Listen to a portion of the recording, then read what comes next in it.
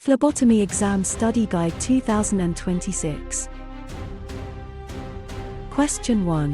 What type of specimen is used for a guaiac smear test? Option A, sputum. Option B, urine. Option C, feces. Option D, cerebrospinal fluid. The correct answer is option C, feces. A guaiac smear tests feces for occult blood. It is used to screen for hidden gastrointestinal bleeding that may not be visible. Sputum, urine, and cerebrospinal fluid are collected for different diagnostic purposes. Question 2. Which of the following conditions describes a vein that feels hard, cord-like, and lacks resiliency? Option A, patent vein. Option B, sclerosed vein. Option C, superficial vein. Option D, tortuous vein. The correct answer is option B, sclerosed vein. A sclerosed vein feels hard, cord-like, and poorly resilient because of scarring or repeated irritation. Such veins may not accept a needle well and can yield poor flow.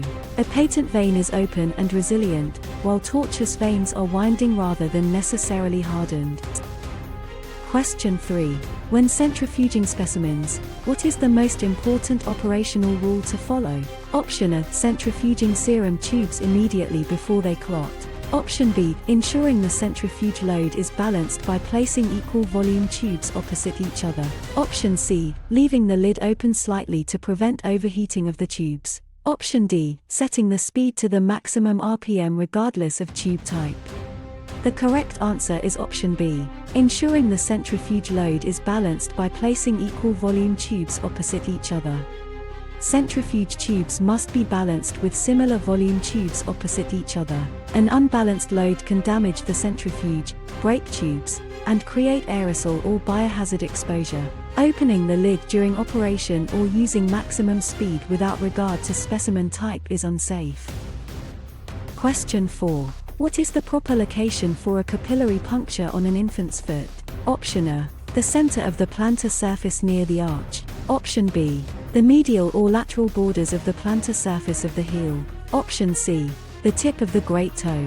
Option D, the posterior curvature of the heel bone. The correct answer is option B, the medial or lateral borders of the plantar surface of the heel. Infant heel punctures are performed on the medial or lateral borders of the plantar heel. These areas avoid the calcaneus and reduce the chance of bone injury. The arch, great toe, and posterior heel are unsafe sites for routine infant skin puncture. Question 5. Chain of custody protocols are required for which type of laboratory specimens? Option A, routine lipid panels. Option B, therapeutic drug monitoring. Option C, paternity and forensic drug testing. Option D, blood cultures for sepsis. The correct answer is option C, paternity and forensic drug testing. Chain of custody is required when the specimen may be used as legal evidence or to establish identity. Forensic drug testing and paternity testing require documentation of collection, handling, transfer, and receipt. Routine clinical tests do not usually require that level of legal tracking. Question 6. Which of the following procedures requires a strict chain of custody documentation form to accompany the sample? Option A, routine cholesterol screen. Option B, workplace drug testing. Option C, blood culture for endocarditis. Option D, complete blood count for anemia. The correct answer is option B, workplace drug testing.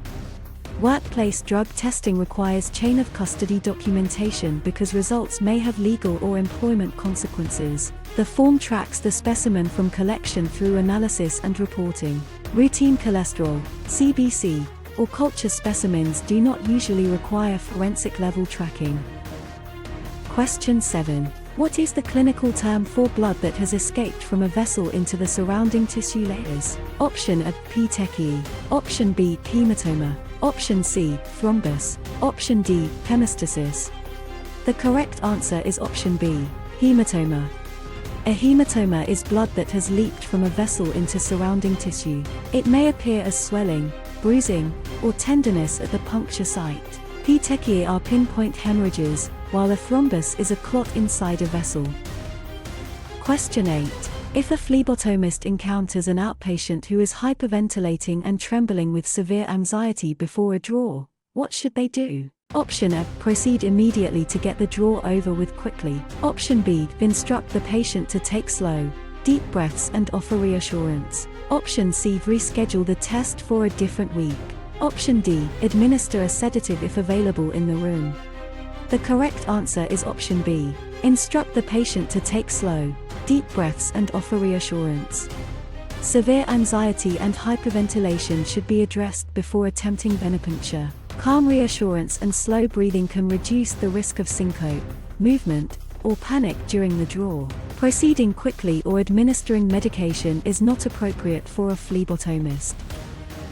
Question 9. If a phlebotomist must use a syringe to collect blood, what device should be used to transfer the blood into vacuum tubes? Option A standard needle attached to the syringe puncturing the tube top directly. Option B, a syringe transfer device with a shrouded needle. Option C, pouring the blood from the syringe barrel after removing the stopper. Option D, injecting it through a butterfly needle set. The correct answer is option B, a syringe transfer device with a shrouded needle. A syringe transfer device allows blood to move safely from a syringe into vacuum tubes without exposing the needle. The device reduces needle stick risk and helps maintain tube vacuum and fill order. Removing stoppers, pouring blood, or puncturing stoppers with an exposed needle is unsafe. Question 10. Which of the following parameters can cause a false elevation in a patient's white blood cell count? Option A, collecting the sample while the patient is crying intensely or under extreme stress. Option B, chilling the specimen on an ice slurry before transport. Option C, protecting the collection tube from direct artificial room lights. Option D, allowing the serum to sit on the cells for more than 2 hours. The correct answer is option A, collecting the sample while the patient is crying intensely or under extreme stress. Extreme stress, crying, or intense physical exertion can temporarily elevate the white blood cell count. Stress hormones can shift leukocytes into circulation and make the value appear higher. Specimen chilling or light protection does not produce this physiologic leukocytosis. Question 11. What is the standard ratio of blood to anticoagulant additive in a green top tube? Option A, 9:1. Option B, 4:1. Option C, there is no strict ratio as long as the tube contains enough anticoagulant to prevent clotting. Option D, 1:1. The correct answer is option C. There is no strict ratio as long as the tube contains enough anticoagulant to prevent clotting. Green top heparin tubes do not depend on a strict blood to additive ratio like light blue citrate tubes. The tube should still be filled adequately and mixed gently so enough heparin is present to prevent clotting. Coagulation citrate specimens are the classic ratio-sensitive collection. Question 12. What type of vessel contains thick, muscular walls and carries blood away from the heart under high pressure? Option A, vein. Option B, artery. Option C, capillary. Option D, venule. The correct answer is option B, artery. Arteries have thick, muscular, elastic walls that carry blood away from the heart under pressure. This structure allows them to tolerate pulsatile pressure generated by ventricular contraction. Veins return blood at lower pressure and often contain valves. Question 13. What does a trough level measure in therapeutic drug monitoring, TDM? Option A, the highest concentration of the drug in the patient's system. Option B, the lowest concentration of the drug, measured right before the next dose. Option C, the average concentration of the drug over a 24-hour window. Option D, the amount of drug excreted through the kidneys.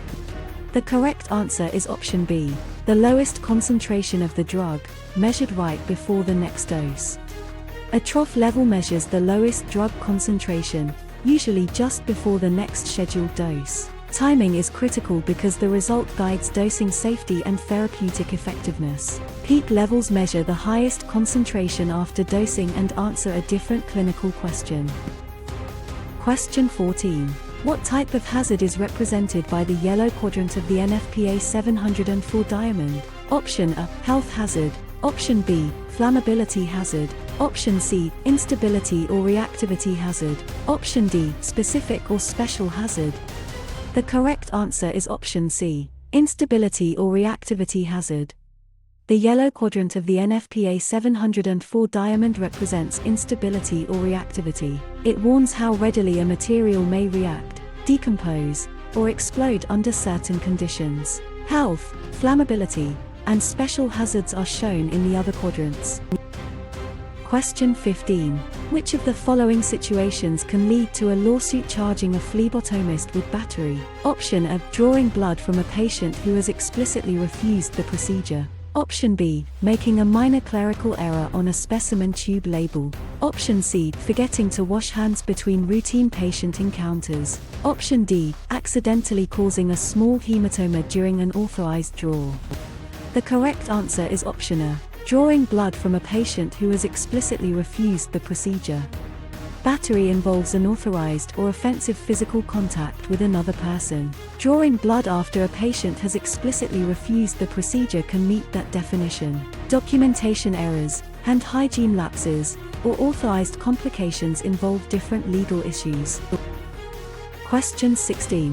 What is the correct action if a phlebotomist cannot find a suitable vein in either of the patient's antecubital fossae? Option A. Probe blindly in the area where the median cubital vein should be located.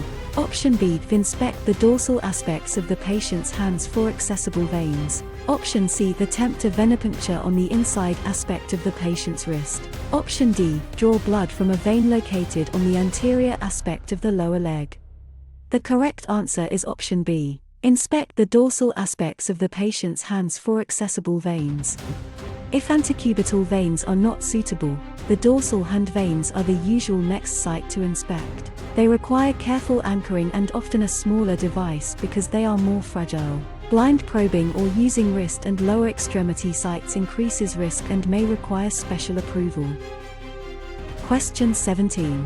Which of the following parameters can cause a false decrease in bilirubin levels if a sample is handled improperly? Option A. Over-isotonic chilling. Option B. Exposure to direct room light or sunlight. Option C. Inverting the tube more than 10 times. Option D. Delays in serum separation beyond 4 hours.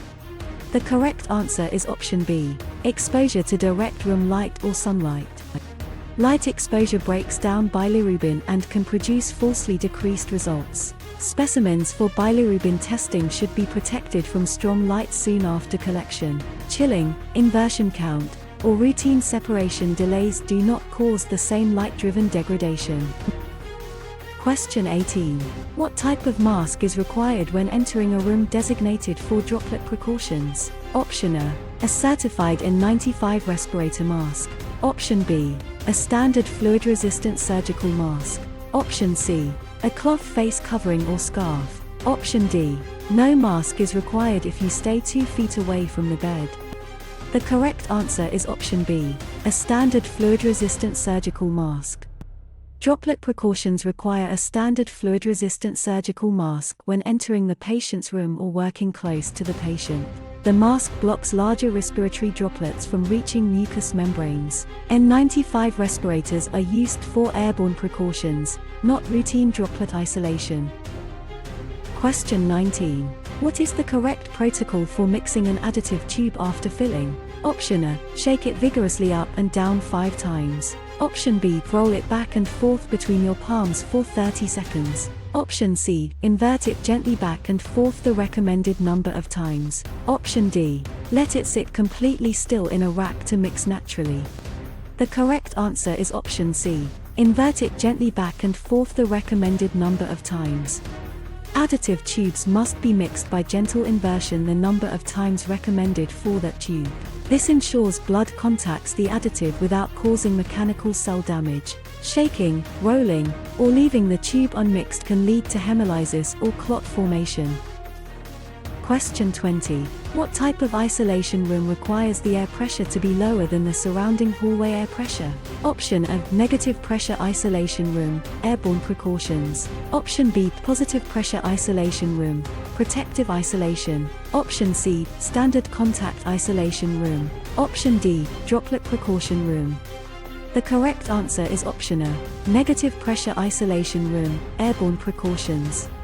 Airborne isolation uses negative room pressure so contaminated air flows into the room rather than out to the hallway. This helps contain airborne pathogens such as tuberculosis, measles, or varicella. Protective isolation for immunocompromised patients often uses positive pressure instead. Question 21. Which of the following factors can cause hemoconcentration during a blood collection procedure? Option A. Leaving the tourniquet tied on the arm for 3 minutes while searching for a vein. Option B. Releasing the tourniquet as soon as the first tube begins to fill with blood.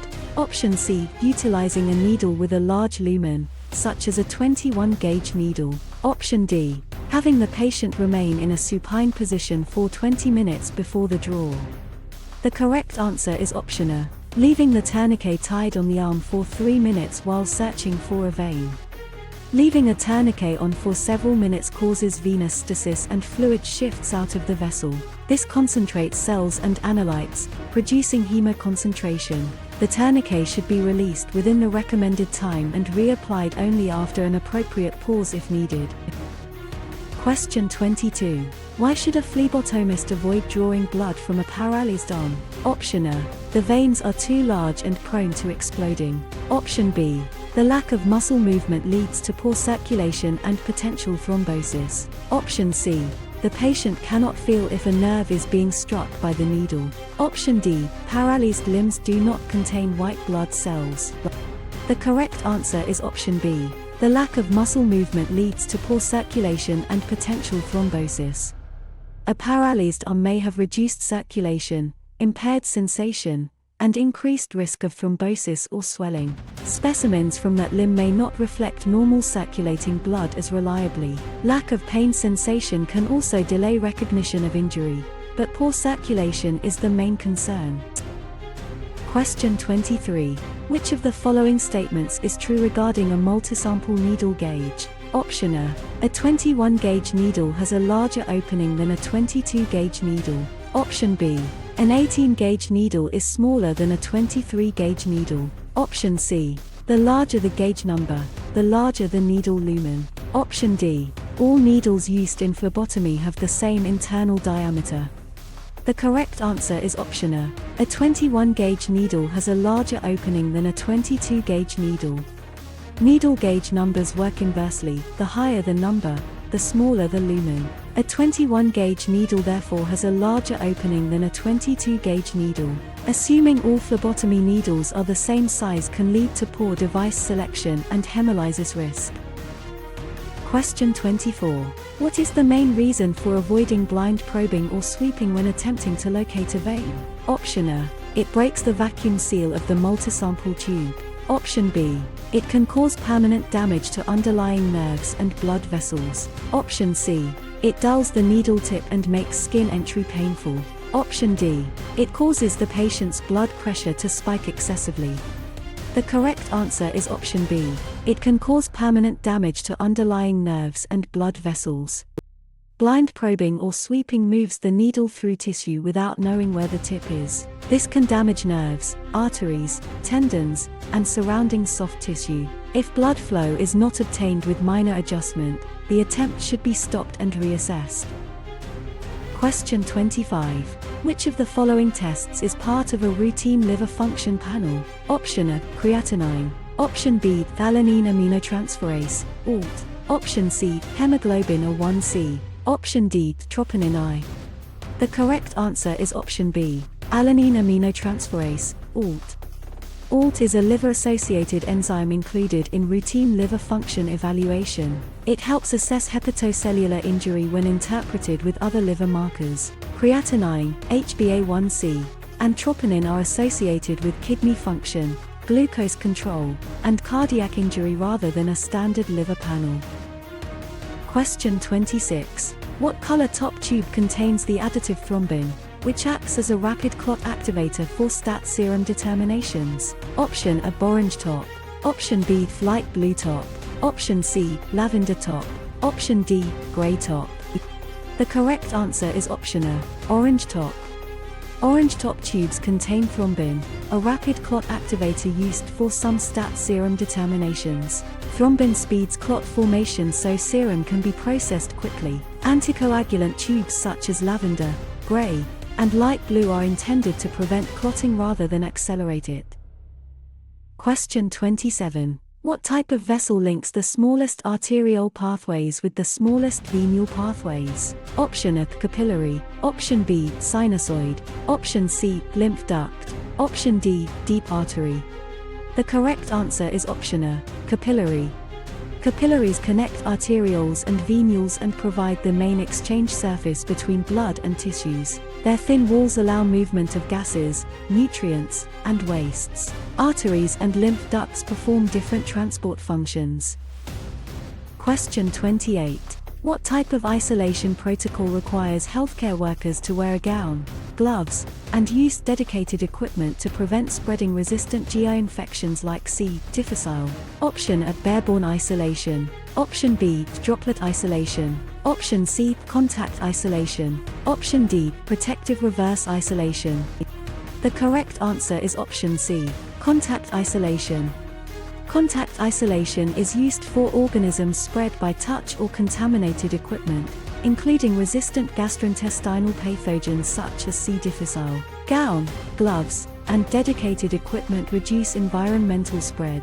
Airborne and droplet precautions target respiratory transmission routes. Question 29. Which of the following conditions can cause a specimen to be rejected due to icterus? Option A, falsely high fats in the patient's diet. Option B, high concentrations of bilirubin in the serum or plasma sample. Option C, excessive destruction of red cells inside the tube due to rough handling. Option D, utilizing the wrong color top tube during collection. The correct answer is option B, high concentrations of bilirubin in the serum or plasma sample. Icterus describes a yellow to amber serum or plasma appearance caused by high bilirubin concentration. It can interfere with certain laboratory methods and may lead to rejection or result comments depending on severity. Leukämia and hemolysis create cloudy or red appearances rather than bilirubin-related discoloration. Question 30. What is the clinical name for the thin, white layer of cells that forms between the plasma and red blood cells when an anticoagulated blood sample is centrifuged? Option A, serum layer. Option B, buffy coat. Option C, fibrin web. Option D, thrombotome. The correct answer is option B, buffy coat. The buffy coat is the thin whitish layer between plasma and red cells after centrifuging anticoagulated blood. It contains leukocytes and platelets. Serum, fibrin, and clot material are associated with different specimen states. Question 31. What type of vessel carries oxygenated blood away from the heart to the systemic tissues? Option A, artery. Option B, vein. Option C, capillary. Option D, venial. The correct answer is option A, artery. Systemic arteries carry oxygenated blood away from the heart to body tissues. They operate under higher pressure and have thicker walls than veins. The pulmonary artery is an exception because it carries deoxygenated blood to the lungs. Question 32. Why is the first drop of blood wiped away during a capillary puncture? Option A, it contains skin surface bacteria. Option B, it contains tissue fluid contamination. Option C, it hemolyzes too rapidly to be accurate. Option D, it clots too quickly to be collected. The correct answer is option B, it contains tissue fluid contamination. The first drop from a skin puncture often contains tissue fluid and surface contaminants from the puncture process. Wiping it away improves specimen quality and reduces dilution of the sample. Collecting that first drop can contribute to inaccurate chemistry or hematology results. Question 33. What clinical term describes a systemic infection caused by pathogenic microorganisms or their toxins circulating in the bloodstream? Option A, hematoma. Option B, sclerosis. Option C, septicemia. Option D, petechiae. The correct answer is option C, septicemia. Septicemia is a systemic bloodstream infection caused by pathogenic microorganisms or their toxins. It is clinically serious because organisms and inflammatory mediators circulate throughout the body. Hematoma, sclerosis, and petechiae describe local bleeding or vessel conditions rather than systemic infection. Question 34. Which of the following is an example of a vector-borne transmission? Option A, contracting a cold from an airborne sneeze. Option B, acquiring a skin infection from a contaminated countertop. Option C, getting bit by a mosquito infected with West Nile virus. Option D, drinking water containing bacterial toxins. The correct answer is option C, getting bit by a mosquito infected with West Nile virus. Vector-borne transmission involves a living carrier that moves an infectious agent from one host to another. Mosquito transmission of West Nile virus is a classic example. Airborne droplets, contaminated surfaces, and contaminated water represent other transmission routes. Question 35. Which of the following scenarios describes the correct patient preparation for an oral glucose tolerance test, OGTT? Option A. The patient should eat a low-carbohydrate diet for 3 days prior to the test. Option B. The patient must fast for at least 8 to 12 hours before the baseline draw is performed. Option C. The patient should exercise vigorously right before drinking the glucose solution. Option D. The patient can drink black coffee or tea during the hours of the testing period. The correct answer is option B. The patient must fast for at least 8 to 12 hours before the baseline draw is performed. An OGTT begins with a fasting baseline specimen, usually after 8 to 12 hours without caloric intake. Food, coffee, or strenuous exercise can alter glucose metabolism and invalidate the test. A low-carbohydrate diet before testing can also distort the response to the glucose load. Question 36. Which of the following variables can cause a specimen to appear cloudy or milky white after centrifugation? Option A. High levels of lipids, fats, circulating in the blood. Option B. Extensive hemolysis from using a small needle. Option C. Elevated levels of direct and indirect bilirubin. Option D. Failure to mix an anticoagulant tube after drawing. The correct answer is option A. High levels of lipids, fats, circulating in the blood. High circulating lipid content produces a cloudy or milky serum or plasma appearance after centrifugation. This condition is called lipemia and may interfere with optical laboratory methods. Hemolysis creates red discoloration, while icterus creates yellow discoloration. Question 37. What type of protective equipment must be worn when performing a venipuncture on a patient with droplet precautions? Option A. An N95 respirator mask and shoe covers. Option B. A standard surgical mask and gloves. Option C. A full-body Tyvek suit and goggles. Option D. No personal protective equipment is required. The correct answer is option B. A standard surgical mask and gloves. Droplet precautions require a surgical mask, and gloves are used for venipuncture under standard precautions. The mask protects mucous membranes from large respiratory droplets during close contact. N95 respirators are reserved for airborne precautions. Question 38. Which vein is considered the first choice for venipuncture in the antecubital fossa? Option A. Basilic vein. Option B. Cephalic vein. Option C. Median cubital vein. Option D. Brachial vein. The correct answer is option C. Median cubital vein. The median cubital vein is usually preferred because it is large, well anchored, and less likely to roll. It also lies farther from major nerves and arteries than the basilic vein. The cephalic vein can be used when necessary, but it is often less stable and more difficult to access. Question 39. Which department of the laboratory processes a comprehensive metabolic panel, CMP? Option A. Hematology. Option B. Microbiology. Option C. Clinical chemistry. Option D. Blood bank. The correct answer is option C. Clinical chemistry. A comprehensive metabolic panel measures chemistry analytes such as electrolytes, glucose, kidney markers, proteins, and liver-associated enzymes. These tests are processed in clinical chemistry. Hematology, microbiology, and blood bank perform different categories of testing. Question 40. What type of communication technique involves nodding, maintaining eye contact, and repeating back statements to ensure clear understanding? Option A. Passive communication. Option B. Aggressive communication. Option C. Active listening. Option D. Defensive communication. The correct answer is option C. Active listening. Active listening uses eye contact, nodding, attentive posture, and restating information to confirm understanding. It helps patients feel heard and reduces miscommunication during care. Passive, aggressive, or defensive communication does not reliably verify understanding. Question 41. When collecting a blood alcohol level for legal purposes, what antiseptic should be used to cleanse the site? Option A, 70% isopropyl alcohol. Option B, tincture of iodine. Option C, chlorhexidine gluconate or soap and water. Option D, hydrogen peroxide. The correct answer is option C, chlorhexidine gluconate or soap and water. Alcohol-based skin cleansers are avoided for legal blood alcohol collections because they can raise questions about contamination. Chlorhexidine, povidone iodine, or soap and water are acceptable non-alcohol alternatives depending on policy. Routine alcohol prep pads are appropriate for many venipunctures but not for forensic alcohol testing. Question 42.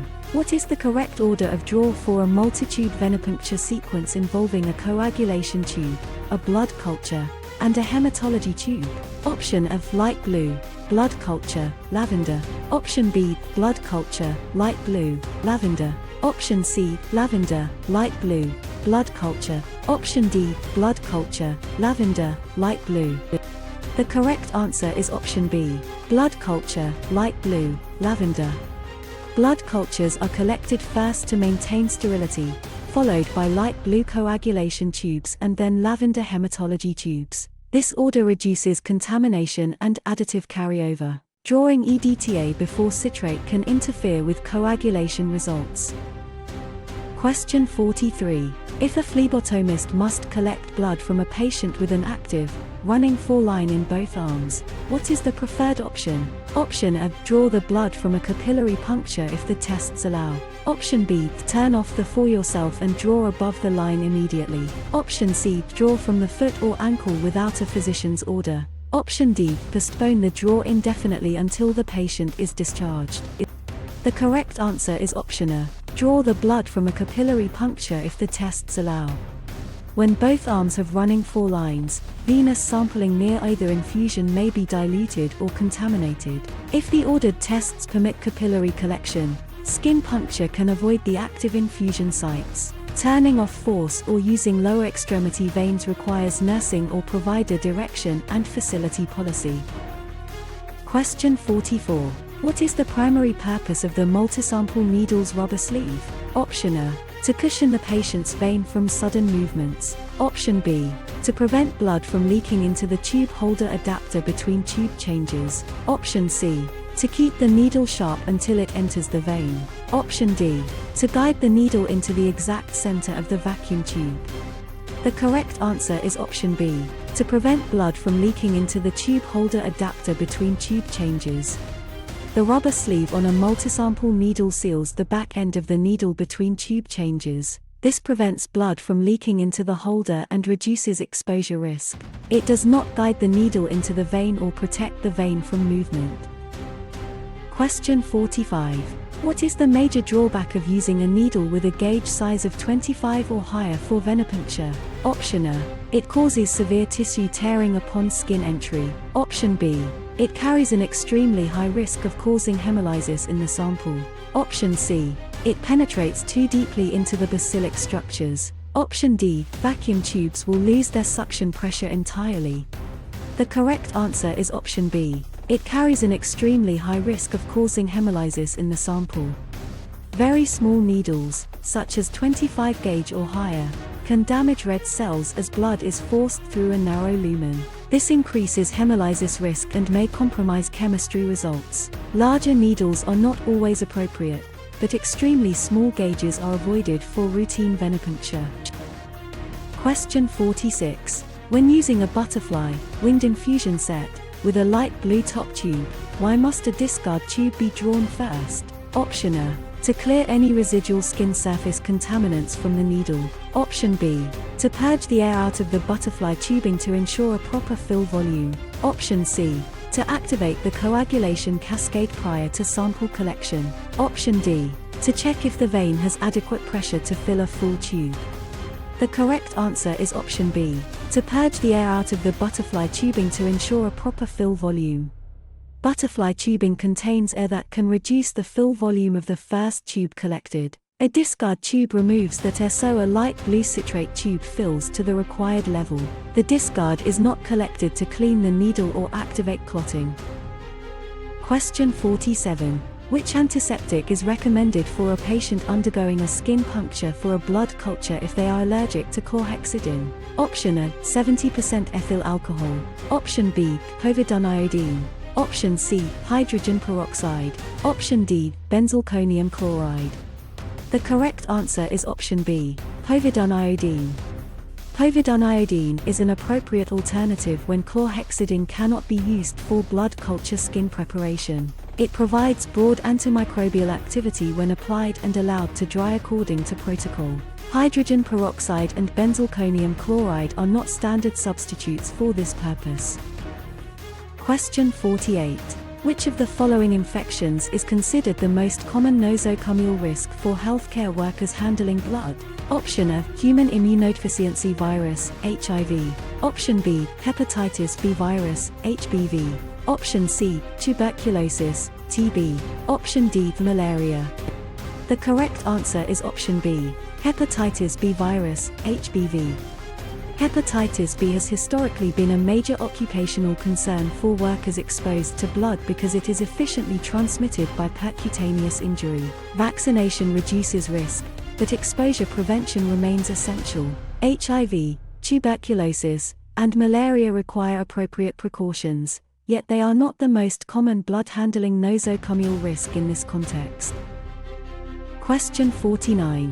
Which of the following errors is an example of a post-analytical error? Option A, failing to mix an EDTA tube, causing a microclot to form. Option B, mislabeling a patient's name at the bedside drawer.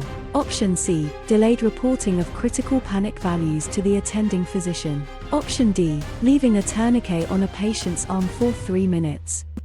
The correct answer is option C, delayed reporting of critical panic values to the attending physician. Delayed reporting of a critical value occurs after analysis, so it is a post-analytical error. Timely communication of panic values is essential because treatment may depend on rapid notification. Collection, labeling, and tube mixing errors occur before analysis. Question 50. Which of the following is a characteristic of arterial punctures that differentiates them from venipunctures? Option A, the blood is typically dark red or maroon. Option B, the blood will pulse spontaneously into the syringe. Option C, a tourniquet must be applied extremely tight. Option D, the angle of needle insertion is 15 degrees. The correct answer is option B, the blood will pulse spontaneously into the syringe. Arterial blood is under higher pressure and may pulse into the syringe without vacuum assistance. It is usually brighter red because it is more oxygenated. Venous blood typically flows more steadily and is collected at a shallower angle. Question 51. Which of the following tests requires a plain red top tube with no gel or additives? Option A, complete blood count, CBC. Option B, type and screen. Option C, certain therapeutic drug levels that bind to gel barriers. Option D, plasma glucose tracking. The correct answer is option C, certain therapeutic drug levels that bind to gel barriers. Some therapeutic drugs can bind to separated gel or be affected by tube additives. A plain red top tube without gel is used when the test requires serum free from gel interference. CBC, blood bank testing, and plasma glucose monitoring use different specimen types. Question 52. What is the function of the thixotropic gel inside a plasma separator tube, PSD? Option A, to accelerate the activation of the coagulation cascade. Option B, to form a physical separation barrier between the cells and the plasma layer during centrifugation. Option C, to preserve the concentration of glucose molecules for 24 hours. Option D, to bind heavy metals and trace elements within the sample. The correct answer is option B, to form a physical separation barrier between the cells and the plasma layer during centrifugation. The gel in a plasma separator tube forms a physical barrier between plasma and cells during centrifugation. This reduces ongoing cellular metabolism and analyte exchange after separation. The anticoagulant in the tube is lithium heparin, not the gel itself. Question 53. Which of the following statements matches the correct definition of assault? Option A, unjustified or unconsented physical contact with another person. Option B, the intentional threat or attempt to cause bodily harm, creating fear in the patient. Option C, revealing confidential medical findings to unauthorized personnel. Option D, mislabeling a laboratory specimen tube by accident. The correct answer is option B, the intentional threat or attempt to cause bodily harm, creating fear in the patient. Assault is an intentional threat or attempt that makes a patient fear harmful contact. No physical touching is required for assault to occur. Battery involves unauthorized touching, and confidentiality breaches involve private information rather than threatened harm. Question 54. What is the proper clinical intervention if a hematoma forms rapidly under the skin while you are drawing a patient's blood? Option A, press down hard on the needle to flatten out the swelling. Option B, release the tourniquet immediately, pull the needle out, and apply firm pressure to the site. Option C, switch to a larger vacuum tube to pull the pooled blood out of the tissue. Option D, continue the draw until all ordered tubes are filled completely. The correct answer is option B, release the tourniquet immediately, pull the needle out, and apply firm pressure to the site. Rapid hematoma formation means blood is escaping into tissue during the draw. The tourniquet should be released, the needle removed, and firm pressure applied to stop the bleeding. Continuing the collection or trying to drain the swelling through the tube can worsen injury. Question 55. How should a phlebotomist approach a child who needs a blood test? Option A, tell them it will not hurt at all to gain their trust. Option B, explain the procedure in simple, age-appropriate terms and ask for their cooperation. Option C, have 3 guards hold them down before introducing yourself. Option D, show them the largest needle to prove how brave they need to be.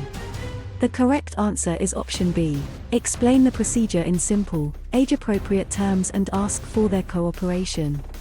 Children cooperate best when the procedure is explained honestly in language they can understand. Asking for cooperation while using calm reassurance promotes trust and reduces fear. Saying it will not hurt or showing an intimidating needle can increase distress and loss of trust. Question 56. What type of hazard does the blue quadrant of the NFPA 704 diamond represent? Option A, flammability hazard. Option B, reactivity hazard. Option C, health hazard. Option D, special or specific hazard. The correct answer is option C, health hazard.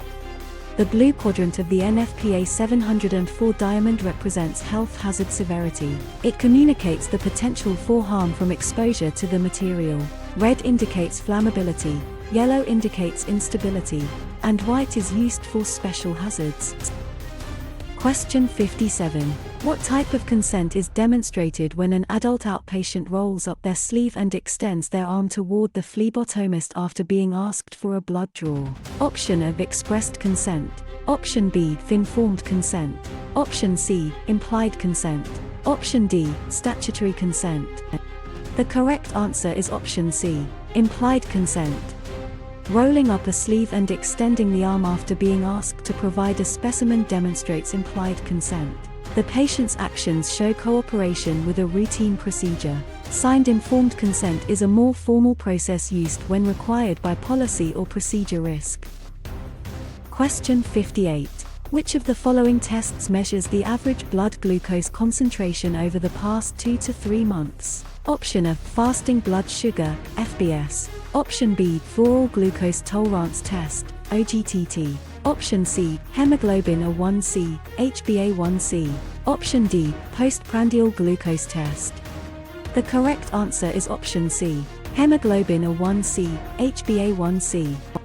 Hemoglobin A1c reflects the percentage of hemoglobin that has glucose attached over the lifespan of red blood cells. It estimates average blood glucose over roughly 2 to 3 months. Fasting and postprandial glucose tests measure glucose at a specific point in time.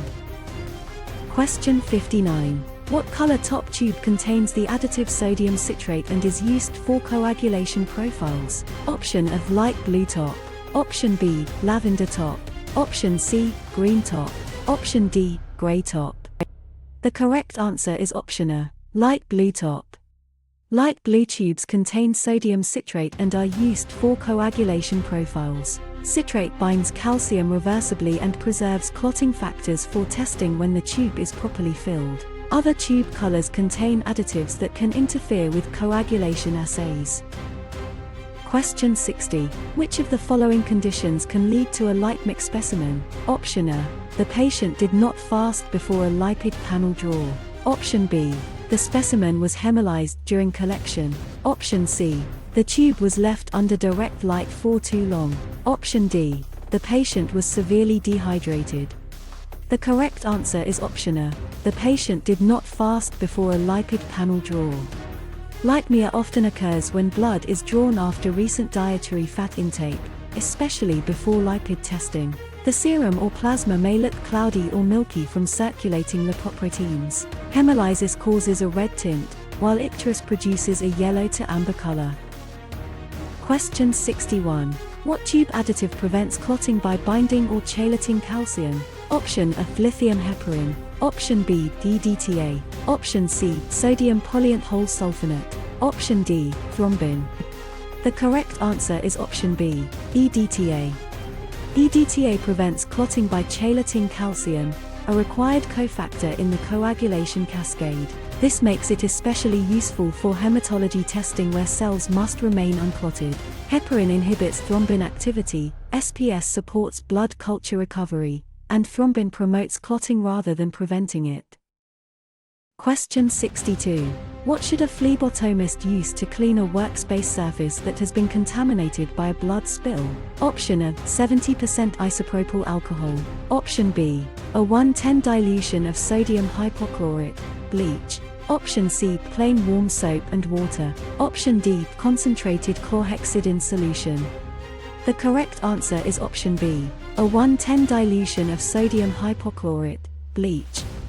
Blood spills should be disinfected with an appropriate bleach dilution or approved hospital disinfectant.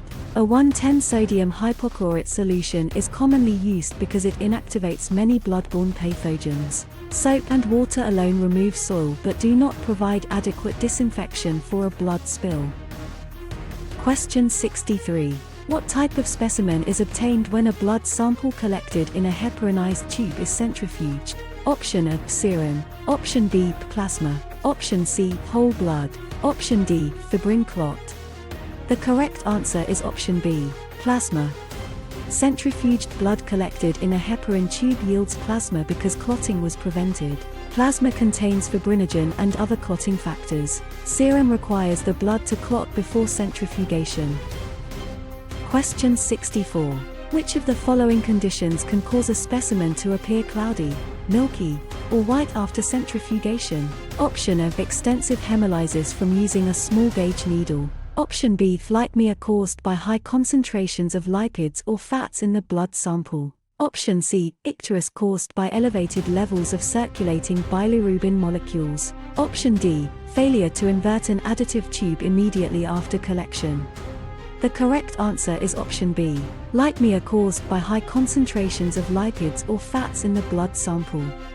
Lipemia causes serum or plasma to appear cloudy, milky, or white because of high lipid concentration. It may result from non-fasting status or lipid metabolism disorders. Hemolysis and icterus cause red or yellow discoloration rather than milky turbidity. Question 65. Which of the following conditions can cause a specimen's serum to appear bright red or pink after centrifugation? Option A, lipemia. Option B, icterus. Option C, hemolysis. Option D, hemoconcentration. The correct answer is option C, hemolysis.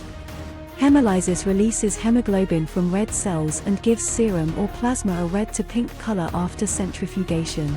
It can also falsely alter potassium, LDH, ASD, and other analytes. Lipemia appears milky, and icterus appears yellow to amber. Question 66. A fasting specimen requires that the patient does not consume food or beverages, except water, for how many hours prior to collection? Option A, 2 to 4 hours. Option B, 4 to 6 hours. Option C, 8 to 12 hours. Option D, 18 to 24 hours. The correct answer is option C, 8 to 12 hours.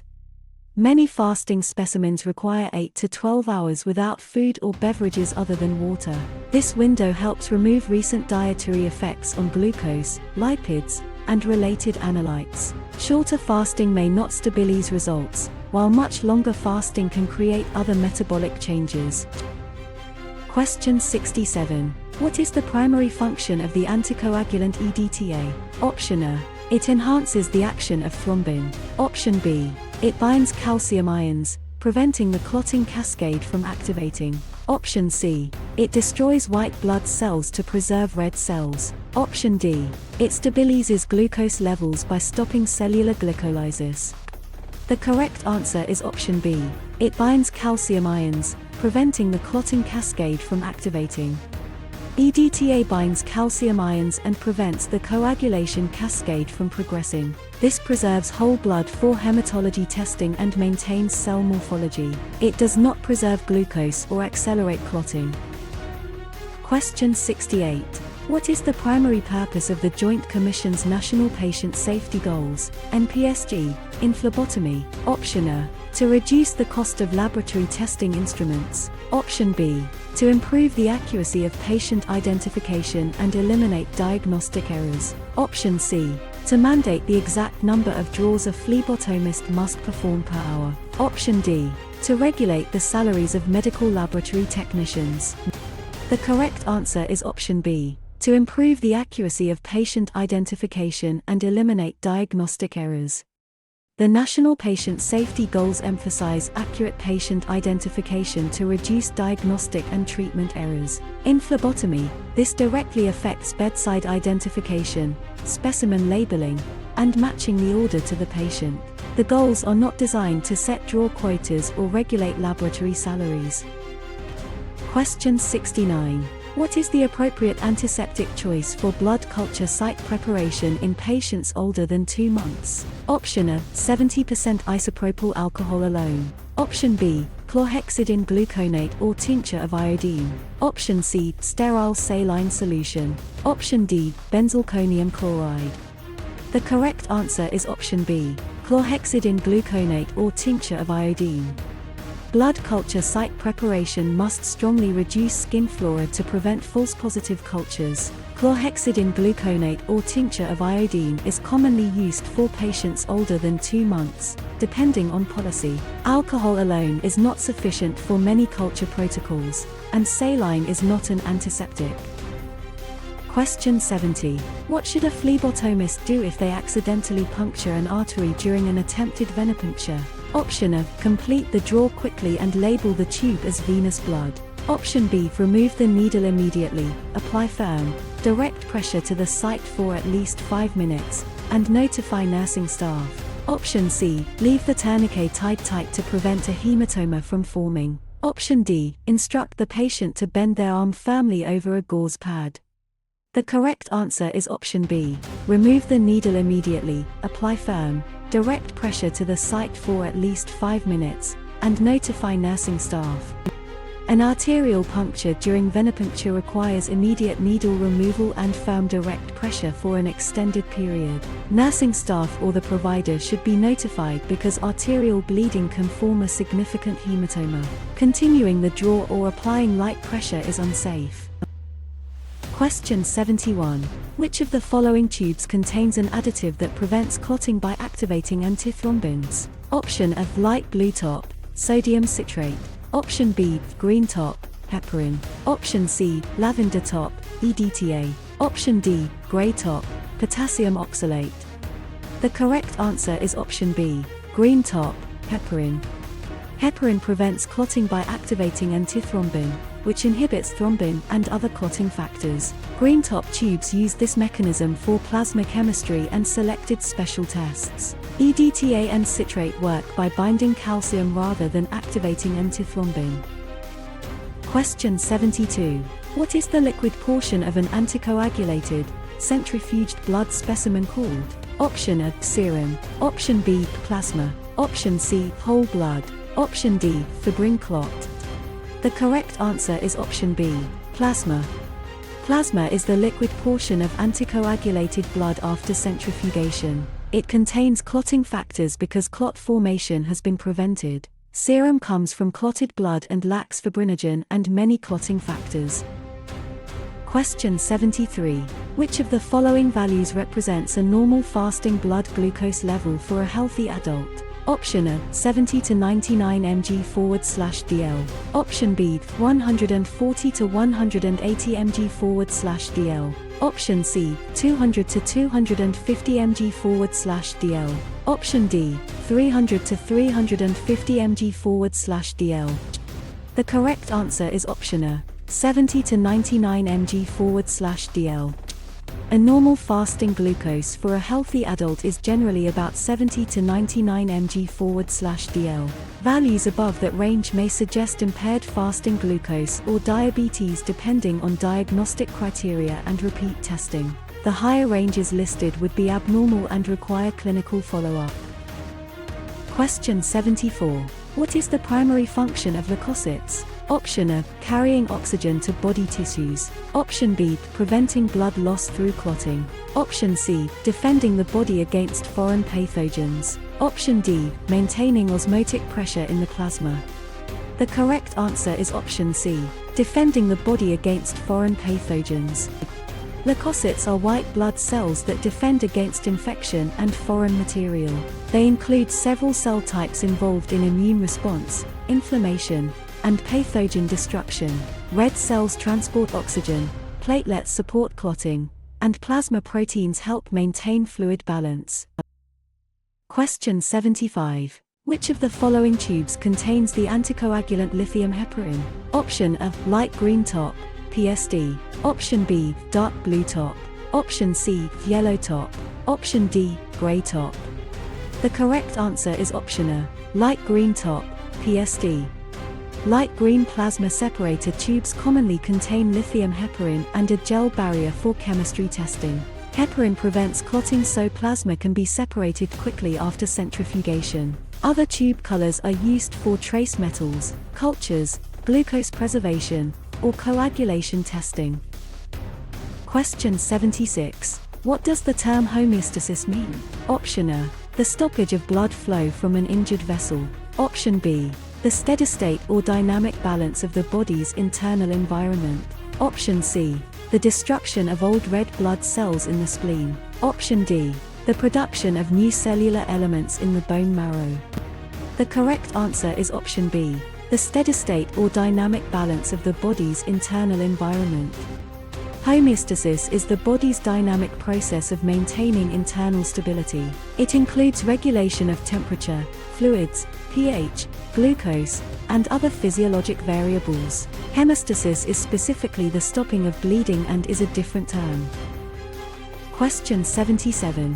Which of the following tests is used to evaluate the extrinsic pathway of the coagulation cascade? Option A, activated partial thromboplastin time, APTT. Option B, bleeding time test. Option C, prothrombin time / international normalized ratio, patient / INR. Option D, complete blood count, CBC. The correct answer is option C, prothrombin time / international normalized ratio, patient / INR. Patient and INR evaluate the extrinsic and common coagulation pathways. They are commonly used to monitor warfarin therapy and assess clotting factor activity. APTT primarily evaluates the intrinsic pathway, and CBC measures cells rather than coagulation pathway function. Question 78. What should a phlebotomist do if they note a discrepancy between the patient's verbal name and the name on the pre-printed lab requisition? Option A, change the requisition manually using a pen to match the verbal statement. Option B, contact the supervisor or ordering nurse to resolve the issue before drawing blood. Option C, draw the blood and sort out the labeling discrepancy later in the lab. Option D, assume the patient knows their own name and print a new label on the spot. The correct answer is option B. Contact the supervisor or ordering nurse to resolve the issue before drawing blood. Any mismatch between the patient's statement and the requisition must be resolved before collection. Proceeding with unresolved identity information can create a wrong patient specimen and unsafe results. The phlebotomist should involve the supervisor, nurse, or ordering provider according to policy. Question 79. If a patient feels faint during a draw and has already passed out, what is the best position to place them in once safety measures are met? Option A, prone position. Option B, high Fowler's position. Option C, supine with legs elevated or flat. Option D, standing upright with assistance. The correct answer is option C, supine with legs elevated or flat. After immediate safety steps, a fainted patient should be placed flat or supine with legs elevated when appropriate. This position helps restore blood flow to the brain and reduces injury risk. Standing or sitting upright can worsen syncope and lead to falls. Question 80. Which of the following procedures describes the correct method for transporting an ammonia specimen to the laboratory? Option A, keep the tube warm inside an incubator at 37 degrees Celsius. Option B, place the tube immediately into an ice and water slurry to chill it completely. Option C, wrap the tube tightly in heavy foil to prevent any exposure to room lights. Option D, maintain the tube at a room temperature of exactly 25 degrees Celsius. The correct answer is option B. Place the tube immediately into an ice and water slurry to chill it completely. Ammonia specimens must be chilled promptly in an ice and water slurry and transported quickly. Delayed or warm handling can allow ammonia levels to rise in the specimen. Light protection and warm incubation are used for different tests. Question 81. What color top tube is used to collect specimens for lead testing? Option A, tan or royal blue with EDTA. Option B, light blue. Option C, light green. Option D, yellow. The correct answer is option A, tan or royal blue with EDTA. Lead testing requires tubes certified to be low in trace metal contamination, commonly tan or royal blue with EDTA. Ordinary stoppers and additives can contaminate trace element specimens. Light blue, green, and yellow tubes are selected for different testing needs. Question 82. What is the maximum amount of time a tourniquet should remain tied on a patient's arm during a venipuncture? Option A, 30 seconds. Option B, 1 minute. Option C, 2 minutes. Option D, 3 minutes. The correct answer is option B, 1 minute.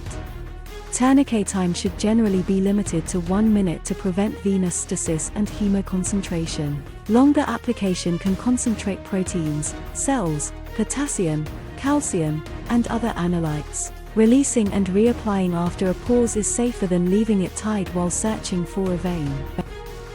Question 83. Which of the following parameters is evaluated when performing a basic metabolic panel, BMP?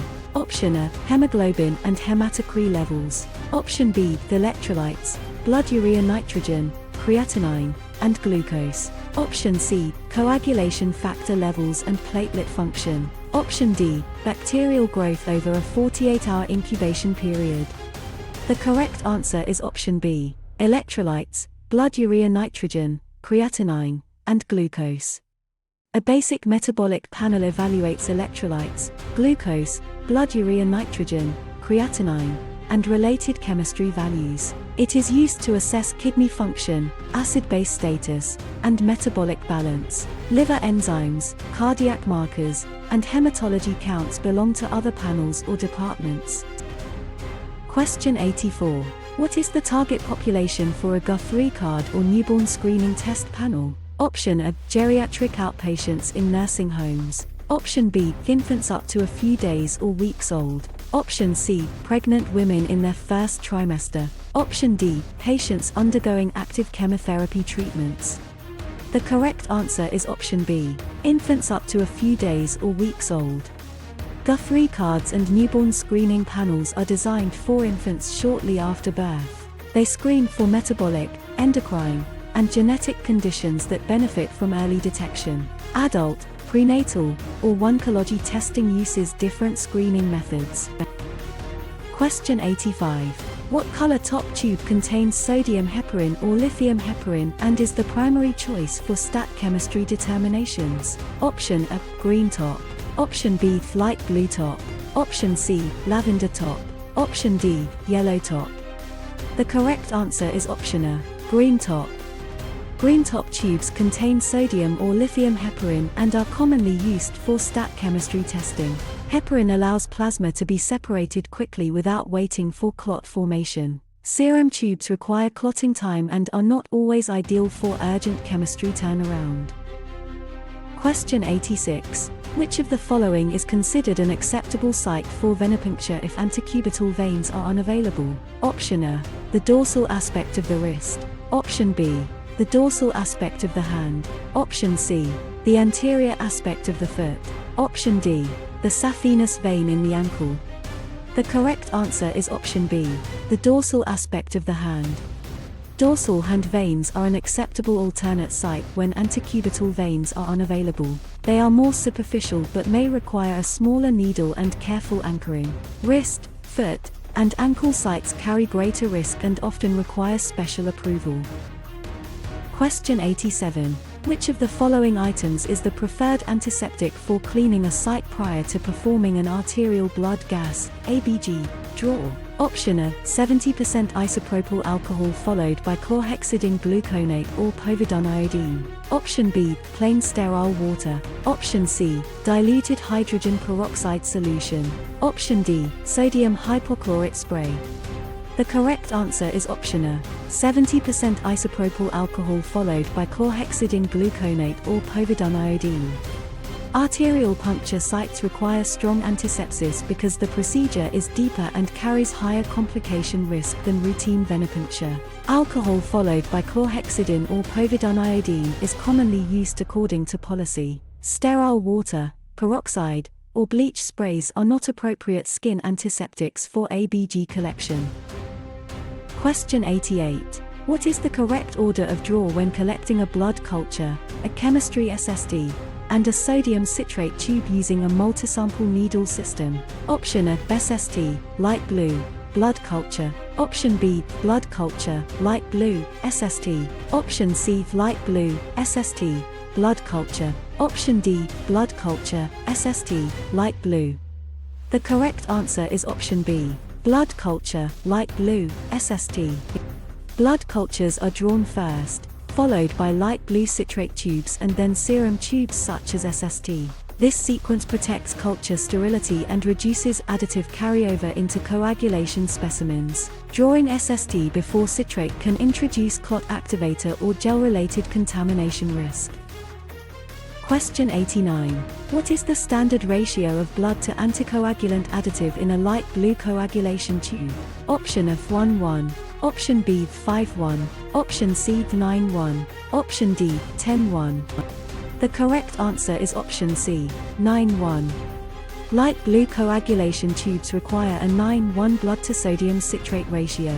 This ratio preserves clotting factor measurement without over-anticoagulating the sample.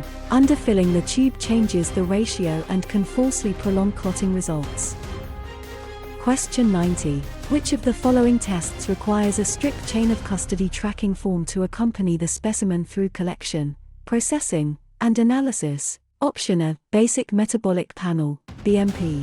Option B, forensic drug analysis or paternity testing. Option C, therapeutic drug monitoring for digoxin. Option D, blood culture tracking for endocarditis. The correct answer is option B, forensic drug analysis or paternity testing.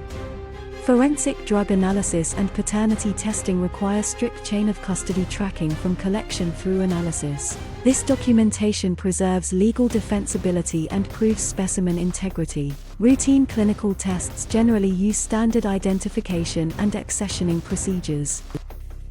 Question 91.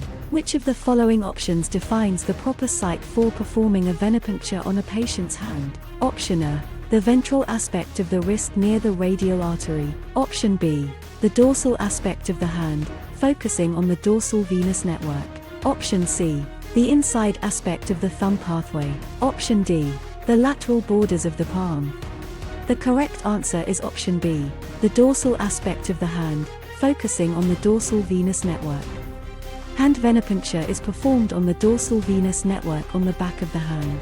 These veins are superficial and require careful anchoring and a shallow angle. The palm, wrist, or underside of the hand carries more risk and is not preferred.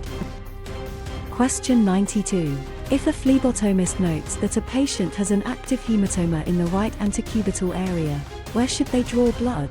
Option A, distal to, below, the hematoma in the right arm, or use the left arm. Option B, directly through the center of the active hematoma swelling.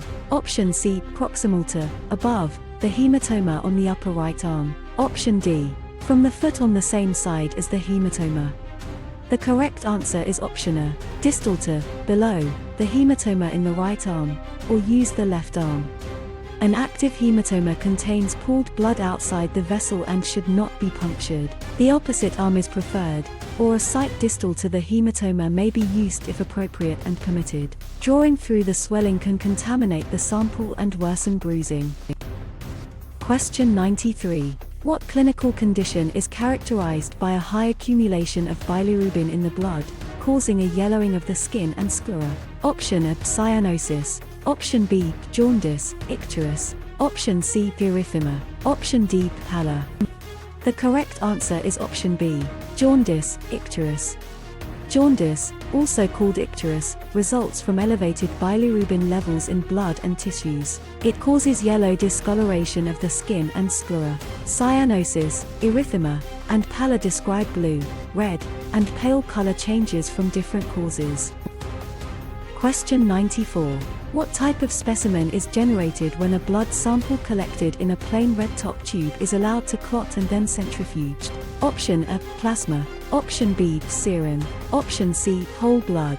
Option D, fibrinogen-rich extract. The correct answer is option B, serum. Serum is produced when blood is allowed to clot and the clotted specimen is centrifuged. It is the liquid portion remaining after fibrinogen and clotting factors are consumed in clot formation. Plasma requires an anticoagulant and still contains clotting factors. Question 95. Which of the following conditions can cause a specimen to be rejected due to hemolysis? Option A, using a needle with a large lumen, such as an 18-gauge needle. Option B, drawing blood through an active hematoma or pulling a syringe plunger back too forcefully. Option C, inverting a serum separator tube gently 5 times after collection. Option D, centrifuging a completely clotted serum tube for 10 minutes. The correct answer is option B, drawing blood through an active hematoma or pulling a syringe plunger back too forcefully. Drawing through a hematoma or pulling a syringe plunger too forcefully can rupture red blood cells. Hemolysis releases intracellular contents and may lead to specimen rejection or false chemistry results. Gentle inversion and proper clotting before centrifugation help protect specimen integrity. Question 96. Which of the following represents an occupational exposure route for a blood-borne pathogen? Option A, blood splashing into a phlebotomist's eyes. Option B, touching an intact skin surface with clean hands. Option C, inhaling air in a well-ventilated laboratory room. Option D, spilling saline solution onto a lab bench. The correct answer is option A, blood splashing into a phlebotomist's eyes. Blood splashing into the eyes is an occupational exposure because mucous membranes can transmit blood-borne pathogens. Eye protection is used when splash risk exists to prevent this route of exposure. Contact with intact skin or clean surfaces does not carry the same exposure risk. Question 97. When performing venipuncture, the needle should be inserted with the bevel facing in which direction? Option A, facing downward. Option B, facing upward. Option C, facing to the left. Option D, facing to the right. The correct answer is option B, facing upward. The bevel should face upward so the sharpest edge enters the skin and vein smoothly. This orientation reduces tissue trauma and improves the likelihood of entering the venous lumen. Turning the bevel down or sideways can make insertion more painful and less controlled. Question 98. What should a phlebotomist use to cleanse the skin surface prior to collecting a blood alcohol specimen for legal purposes? Option A, 70% isopropyl alcohol prep pads. Option B, povidone iodine or chlorhexidine gluconate or non-alcoholic soap and water. Option C, tincture of iodine solution. Option D, concentrated hydrogen peroxide spray. The correct answer is option B, povidone iodine or chlorhexidine gluconate or non-alcoholic soap and water. Blood alcohol specimens for legal testing should be collected using a non-alcohol skin cleanser such as povidone iodine, chlorhexidine, or soap and water. This avoids any appearance that alcohol from the prep contaminated the specimen. Routine isopropyl alcohol pads are avoided for forensic alcohol collections. Question 99. What is the minimum amount of time a serum separator tube, SSD, must stand in a vertical rack to clot completely before centrifugation? Option A, 5 minutes. Option B, 10 minutes. Option C, 30 minutes. Option D, 90 minutes. The correct answer is option C, 30 minutes. Serum separator tubes usually need about 30 minutes upright to clot fully before centrifugation. Spinning before clot completion can produce fibrin strands and interfere with serum separation. Waiting too little risks poor specimen quality, while excessive delay may affect some analytes. Question 100. Which of the following additives is found in a green top tube and works by inhibiting the action of thrombin in the clotting process? Option A, sodium citrate. Option B, EDTA. Option C, heparin, lithium, ammonium, or sodium. Option D, potassium oxalate. The correct answer is option C, heparin, lithium, ammonium, or sodium. Green top tubes contain heparin, which prevents clotting by enhancing antithrombin activity and inhibiting thrombin. Lithium, sodium, and ammonium heparin are selected based on test requirements. Citrate, EDTA, and oxalate prevent clotting by binding or precipitating calcium.